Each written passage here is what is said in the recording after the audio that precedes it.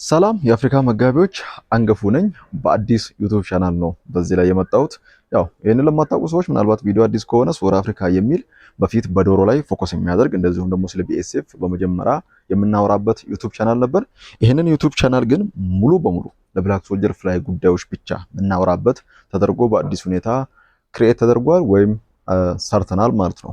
ስለዚህ ይሄንን ዩቲዩብ ቻናል አዲስ የሆናችሁ ሰዎች ስለዚህ ኢንሴክት ስለነዚህ በራሪ ነፍሳቶች ማወቅ ከፈለጋችሁ ሰብስክራይብ በማድረግ በደንብ መረጃዎችን ታገኛላችሁ ማለት ነው። በየጊዜው አዳዲስ የሆኑ መረጃዎችን እናንተ በደንብ እንድትሰሩ ሊያደርጓችሁ የሚችሉ መረጃዎችን የሚለቀቁበት ዩቲዩብ ቻናል ሆኖ ተገንብቷል ማለት ነው። ስለዚህ ብላክ ሶልጀር ፍላይ ኢትዮጵያ ብለን ስሙን ሰይመነዋል። ምክንያቱም በኢትዮጵያ ውስጥ በአብዛኛው ቢኤስኤፍ የሚሰራ ሰው ስለሌለ ስሙም የራሱ የሆነ ተጽዕኖ እንዲኖረው በሚል ስሙንም ኢትዮጵያን አካተንበት በአዲስ መልኩ መተናል ማለት ነው።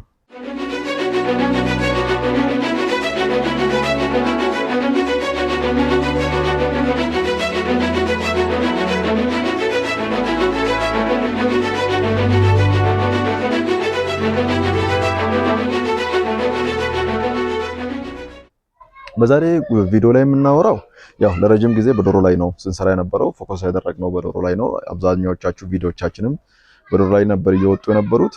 እንደ አዲስ ኢንትሮዳክት ማድረግ ስለፈለኩኝ ነው። ብላክ ሶልጀር ፍላይ ላርቫ ወይም ደግሞ ብላክ ሶልጀር ፍላይ የሚባሉት እነዚህ ፍላዮች በእርግጥም በኢትዮጵያ ውስጥ ቀድሞውኑ የሚገኙ የኢንሴክት አይነቶች ቢሆኑም በአብዛኛው ግን አልተሰራባቸውም ወይም ደግሞ የማያውቁት ብዙ ሰዎች ናቸው ማለት ነው። ስለዚህ በደንብ ብናውቀውና ብንሰራበት ግን ከፍተኛ የሆነ የመኖ ወጪያችንን መቀነስ የምንችልበት መፍትሄ ነው። እንደዚሁም ደግሞ ለቀጣዮቹ 5 እና 10 ዓመታቶች ውስጥ አሁን ላለማወቅ ብትፈልጉ እንኳን በቀጣዮቹ 5 ዓመታቶች ውስጥ ወደዳችሁም ጠላችሁም የምታውቁበት ምናልባት ቢኤስኤፍን አሁን አልሰራም አልጠቀምም ብትሉ እንኳን ከዚህ በኋላ የሚሰሩ ማኖዎች ውስጥ ቢኤስኤፍ ገብቶበት ያንኑን ቢኤስኤፍ ማኖ ገዝታችሁ ለዶሮቻችሁ እንደምትጠቀሙ ቃል ገባላችኋለሁ። ምክንያቱም የተለያዩ ካምፓኒዎች ወደዚህ አይናቸውን ማዞር አለባቸው።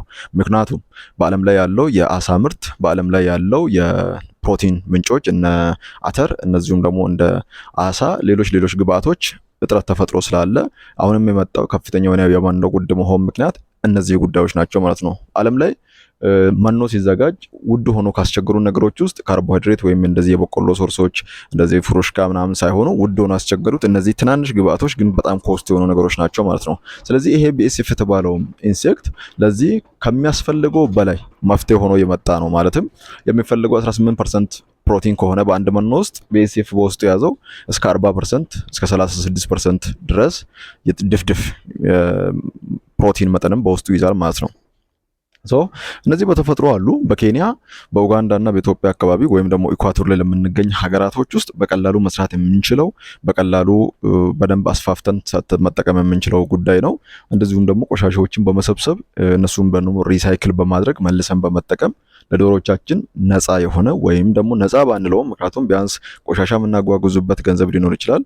ስለዚህ ርካሽ የሆነ የምግብ አማራጮች ሆኖ አሁን ላይ በደንብ ተወዳጅነትንና ታዋቂነትን እያገኘ ያለ ኢንሴክት ነው ማለት ነው። ስለዚህ እነዚህ ኢንሴክቶች በመጠቀም የራሳችሁን ፋርም ማቋቋም ወይም ማጠናከር ትችላላችሁ። ለምሳሌ የዶሮ እንቁላል መስጠት መጠን እየቀነሰ እያስቸገራችሁ ቢሆን ጫጩት የምትሰሩ ሰዎች ከሆናችሁና እድገታቸው ትንሽ ከሌሎች ዶሮዎች ጋር ወይም ደግሞ እንደምትፈልጉት ባይሆን እነዚህ ጥሩ መፍትሄ ናቸው። ምክንያቱም ለእንቁላል ጣይ ዶሮዎች እንቁላል በደንብ እንዲጥሉ ምርታቸው እንዲጨምር ዶሮቹ ደስተኛ እንዲሆኑ የማድረግ አቅማቸው ከፍተኛ ነው።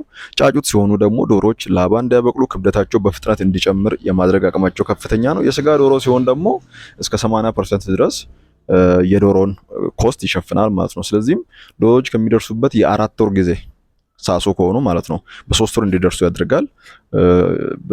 የእነዚህ 45 ቀን ምናምን የሚደርሱ ዶሮዎች ከሆኑ ምናልባት በ40 ቀንም ለሚፈለገው ኪሎ መጠን የማድረስ አቅም እንዳላቸው ይታወቃል ማለት ነው። ሰዎች ይህንን ቢኤስኤፍ በመፍጨት እንደ ስታርተር ሁሉ ተጠቅመው ለዶሮዎቻቸው እንደ ስታርተርነት እነዚህ ለ45 ቀን ብሮለር ዶሮዎች እንደ ስታርተር ተጠቅመውት በሱ አሳድገው ሲሸጡ ሁላ እያየን እንገኛለን ማለት ነው። ስለዚህ በዚህ ላይ ትኩረት ማድረግ አለብን። ኢንሴክት ላይ ትኩረት ማድረግ ያለብን ጊዜ ነው።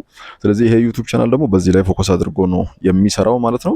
በዚህ በኢንትሮዳክሽን ደረጃ ይሄንን ካልኳችሁ በተጨማሪ ደግሞ ስለ ብላክ ሶልጀር አሰራሮች ስቴፕ ባይ ስቴፕ ሁሉንም ነገሮችን ለመመልከት እንሞክራለን ማለት ነው። ይሄ ግን የመጀመሪያ ቪዲዮአችን ነው። እንደ ኢንትሮዳክሽን ያቀረብኩላችሁ ነው። አጠር ያለ ነው። ነገር ግን በቀጣዮቹ ቪዲዮዎች በሰፊው ይዤላችሁ እመጣለሁ።